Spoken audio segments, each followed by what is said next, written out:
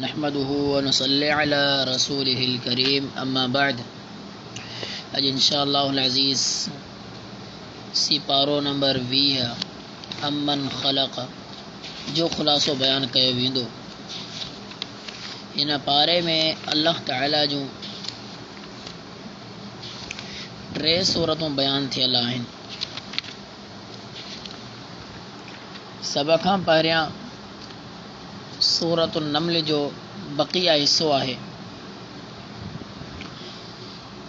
इन में 2 ॻाल्हियूं आहिनि। सभ खां पहिरीं ॻाल्हि, अल्लाह ताला तौहीद जा 5 दलाइल ॾिना। मसलन अल्लाह ताला पहिरें ही सफ़े ते अल्लाह ताला ये 5 दलाइल ॾिना कि अल्लाह ताला फरमायो त आसमान ज़मीन अम्मन ख़लक़ अस्समावाति वल अर्द व अंज़ल लकुम मिनस समाइ माअ फ़अंबतना बिही हदाइक़ ज़ात बहजा मा कान लकुम अन तुंबितू शजरहा अइलाहुम मअल्लाह। ये अल्लाह ताला सभ खां पहिरियां तौहीदी मिसाल दी। माना आसमान ऐं ज़मीन ऐं मींहुं ये सभिनी जो अल्लाह ताला ही ख़ालिक़ आहे। ऐं ॿी मिसाल अल्लाह ताला ज़मीन जे बारे में ॾिनी। अम्मन जअल अर्द क़रारन व जअल खिलालहा अनहारन व जअल लहा रवासिय व जअल बैनल बहरैन हाजिज़ा। ये अल्लाह ताला फरमायो त ज़मीन आहे, नहरियूं आहिनि, पहाड़ आहिनि, समुंड आहे, सभिनी जो निज़ाम अल्लाह ताला ही हलाए थो। अल्लाह ताला खां अलावा केरु नथो हलाए। ऐं 3 मिसाल अल्लाह ताला ॾिनी, अम्मन युजीबुल मुस्तर्र इज़ा दअाहु व यक्शिफु सूअ व यजअलुकुम खुलफ़ाअल अर्ज़ अइलाहुम मअल्लाह क़लीलन मा तज़क्करून। 3 मिसाल उहो माण्हू जेको मजबूर आहे, जेको बेबस आहे, जेको बीमार आहे, उन जी बि अल्लाह ताला ही ॿुधंदो आहे। अल्लाह ताला खां अलावा ॿियो केरु न आहे ॿुधंदो। ऐं 4 मिसाल अल्लाह ताला ॾिनी, अम्मन यहदीकुम फ़ी ज़ुलुमातिल बर्रि वल बहर। अल्लाह रब्बुल इज़्ज़त 4 मिसाल इहा ॾिनी त समुंड में ऐं समुंड खां ॿाहिरि ख़ुश्की ऐं तरी ॿिन्हिनि हालतुनि में केरु आहे तव्हांखे रहनुमाई करण वारो। त अल्लाह ताला हीअ बि मिसाल ॾिनी त माना रहनुमाई करण वारो, रस्ते जी रहनुमाई इहो अल्लाह ताला ही कंदो आहे। समुंड में केतिरा ई अंधेरा आहिनि, लेकिन अल्लाह ताला ही इंसान जी रहनुमाई कंदो आहे। वगरना पूरो समुंड आहे, पूरे समुंड में इंसान केॾांहुं हिकु रस्तो तलाश करे सघे जिथे बि वञिणो हुजेसि, लेकिन अल्लाह ताला उन माण्हू जी रहनुमाई करे छॾींदो आहे। उहो माण्हू पंहिंजे मक़सूद ते पुॼी वेंदो आहे।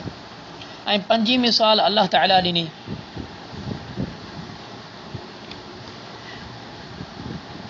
अम्मन यब्दउल ख़ल्क़ सुम्म युईदुहु व मन यरज़ुकुकुम मिनस समाइ वल अर्द। पैदा करण जे बारे में अल्लाह ताला मिसाल ॾिनी त अल्लाह ताला ही आहे जंहिं सभ खां पहिरियां पैदा कयो। इंसान जो वजूद ही न हुयो ऐं वापसि बि अल्लाह ताला ही सुम्म युईदु, ऐं अल्लाह ताला ही वापसि बि कंदो। ऐं अल्लाह ताला ही आसमान तां रिज़्क़ वग़ैरह ॾींदो आहे। अल्लाह ताला खां अलावा केर बि न आहे ॾींदो, जंहिंखे पैदा बि करे ऐं जंहिंखे वापसि पाण घुराए बि इंतिकाल, ऐं जंहिंखे पंहिंजो अल्लाह ताला रिज़्क़ ॾिए थो। वञी तमामु शयूं अल्लाह ताला जे अख़्तियार में आहिनि।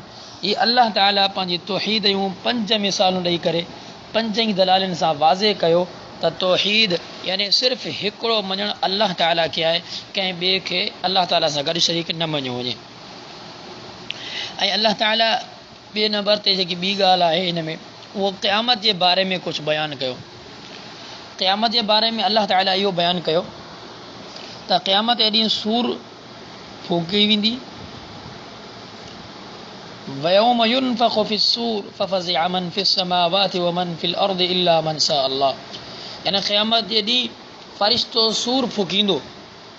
ऐं अहिड़ी तरह क़यामत जा कुझु ॿिए बि अहवाल अल्लाह ताला बयानु कया। मिसाल जे तौर ते त पहाड़ जेके बि असां ॾिसूं था, इहे तमामु पहाड़ जीअं आसमान ते असां बादल ॾिसंदा आहियूं, अल्लाह ताला उन्हनि खे हवाउनि में उॾारे छॾींदो आहे। ही पहाड़ क़यामत जे ॾींहुं बादलनि वांगुरु हवाउनि में उॾरी वेंदा। अल्लाह ताला इन्हनि जी बि मिसाल ॾिनी, वतरल जिबाल तहसबुहा जामिदतन वहिय तमुर्रु मर्र सहाब। अल्लाह ताला इन शइ खे बि वाज़े कयो त माना क़यामत जी इहा बि होलनाकी आहे। ऐं क़यामत जे ॾींहुं अलाह ताला सभिनी खे जमा कंदो महशर में। हीअ बि अलाह ताला क़यामत जी हिकु होलनाकी ॿुधाई आहे त सभिनी खे हिकु जॻह ते जमा कयो वेंदो हिसाब किताब जे लाइ।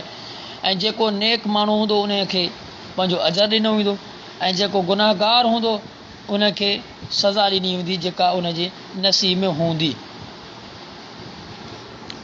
मन जा बिल हसनति फलहु खैरु मिन्हा व हुम मिन फज़अ यौमइज़िन आमिनून वमन जा बिस्सय्यअति फकुब्बत वजूहुहुम फिन्नार। हीअ अल्लाह ताला ॿुधायो जेको नेक शख़्स आहे अल्लाह ताला उनखे अजर ॾींदो, जेको नेक न आहे अल्लाह रब्बुल इज़्ज़त उनखे सज़ा ॾींदो। अॻी सूरत आहे सूरतुल क़सस। हिन सूरत में अल्लाह रब्बुल इज़्ज़त मूसा अलैहिस्सलाम जो तफ़सीली क़िस्सो जेको फ़िरऔन सां आयो आहे इहो बयानु कयो आहे त मूसा अलैहिस्सलाम वॾो थियो, मूसा अलैहिस्सलाम वरी सफ़र जारी कयो, मूसा अलैहिस्सलाम जे माना क़ौम जे हिकु शख़्स खे क़त्ल कयो। हीउ सॼो क़िस्सो मदियन ताईं मूसा अलैहिस्सलाम पहुतो, वापसि आयो पंहिंजी घरवारी खे वठी करे होॾां शादी करे शुएब अलैहिस्सलाम खां वठी। हीअ तमामु शयूं मूसा अलैहिस्सलातु वस्सलाम जे बारे में बयानु कयूं। लेकिन हिन हिकु ॻाल्हि ॿुधाईंदो हलां, अक्सर अइम्मा खां हिते ग़लती थी वेंदी आहे। जेका मूसा अलैहिस्सलातु वस्सलाम जी मुलाक़ात थी आहे शुएब अलैहिस्सलाम सां, इहो शुएब अलैहिस्सलाम उहो नबी न हुयो। इन जे बारे में तफ़सीली गुफ़्तगू शेख अब्दुल गफ़ूर दामिनी साहब हफ़िज़हुल्लाह जंहिंजी किताब तारीख़ुल अंबिया व रुसुल में आहे, तक़रीबन 3 क़ौल शेख साहब हफ़िज़हुल्लाह बयानु कया आहिनि। ऐं इन मां हिकिड़ी जेका तरजीह वारी ॻाल्हि आहे उहा क़ौल जेका राजे आहे उहो इहो आहे त जेको नबी हुयो शुएब अलैहिस्सलाम उन जी क़ौम मां हिकु शख़्स हुयो, उनजो बि नालो शुएब हुयो ऐं उहो नेक साले माण्हू हुयो। उन सां मूसा अलैहिस्सलाम जी मुलाक़ात थी आहे। छो जो त जेको असल नबी हुयो, जेकॾहिं तारीख़ में हिसाब कयो वञे त असल नबी ऐं मूसा अलैहिस्सलाम जी उमिरि जे लिहाज़ सां बि काफ़ी फ़र्क़ु थो थिए। 60 खां 70 सालनि जी उमिरि जो फ़र्क़ु थिए थो त शुएब अलैहिस्सलाम जेको नबी आहे उन सां मुलाक़ात न आहे। अलबत्ता शुएब अलैहिस्सलाम जी क़ौम जो हिकु शख़्स जेको नेक साले हुयो उन जो बि नालो शुएब हुयो, उन सां मूसा अलैहिस्सलाम जी मुलाक़ात थी आहे। त अहिड़ी तरह मूसा अलैहिस्सलाम जे बारे में अल्लाह ताला पूरो क़िस्सो हिन में बयानु कयो। वापसि आयो फ़िरऔन जे अॻियां, हीअ पूरी अल्लाह ताला तफ़सील हिन सूरत में बयानु कई। ऐं ॿियो क़िस्सो बि अल्लाह ताला बयानु कयो क़ारून जो। क़ारून ऐं मूसा अलैहिस्सलाम जे बारे में त क़ारून खे अल्लाह ताला वॾो ई माल ॾिनो, लेकिन क़ारून बग़ावत कई, नाफ़रमानी कई ऐं क़ारून सरकशी में अचे वियो। ऐं क़ारून चवणु लॻो त हीअ जेतिरा बि माना माल मूंखे तव्हां ॾिसो था जेतिरो बि हीअ मूंखे पंहिंजी कमाई आहे, मां मुंहिंजो पीउ मुंहिंजो ॾाॾो मुंहिंजो परॾाॾो सभिनी जी माना निस्बत खां हलंदो अचे थो, मूंखे कंहिं ॾिनो न आहे, अल्लाह ताला न आहे ॾिनो। इन क़ारून कान मिन क़ौमि मूसा फबग़ा अलैहिम, मूसा अलैहिस्सलाम जी क़ौम मां हुयो लेकिन हिन बग़ावत कई ऐं अल्लाह ताला जी नाफ़रमानी कई। अल्लाह ताला खे इहो तकब्बुर पसंदि न आयो ऐं अल्लाह ताला ज़मीन खे हुकुम ॾिनो, ज़मीन हिन खे दसाए छॾियो, ज़मीन जे अंदरि हू ज़मीन फाटी ऐं ज़मीन जे अंदरि हलियो ऐं हीअ क़यामत ताईं ज़मीन जे अंदरि रहंदो। फ़ख़सफ़ना बिही व बिदारिहिल अर्ज़ फमा कान लहू मिन फ़िअतिन यंसुरूनहू मिन दूनिल्लाह। अल्लाह ताला फरमायो असां हिन खे ज़मीन खे हुकुम ॾिनो, ज़मीन फटी ऐं ज़मीन जे अंदरि हलियो। त अल्लाह ताला ही हिकु क़ुवत ॾेखारी त अल्लाह ताला वटि आहे। केतिरी ई क़ौम हिन जी हुई, केतिरी ई मिल्कियत हिन जी हुई, लेकिन का बि हिन खे कमु न आई ऐं अल्लाह ताला इबरत जो निशानो ठाहे छॾियो। अहिड़ी तरह अॻिते आख़िरी सूरत सूरतुल अनकबूत आहे। हिन जो इब्तिदाई हिसो जेको हिन पारे में अल्लाह ताला जो बयानु आहे। सूरत अनकबूत सिर्फ़ सूरत जो जेको नालो आहे इन मां ई ॻाल्हि वाज़े आहे त हिते अल्लाह ताला हिकिड़ी चंद ॻाल्हियूं बयानु कयूं आहिनि। मिसाल जे तौर ते सभ खां पहिरियां अल्लाह ताला हिन में तौहीद बयानु कई त मुशरिकनि जे बारे में, त मुशरिक हिकु बुतनि जी पूॼा कंदा आहिनि, उन्हनि जा बुत केतिरा कमज़ोर आहिनि, उन्हनि जा बुत एतिरा कमज़ोर आहिनि। उहा मिसाल अल्लाह ॾिनी अल्लाह रब्बुल इज़्ज़त मिसाल कंहिं अंदाज़ सां ॾिनी।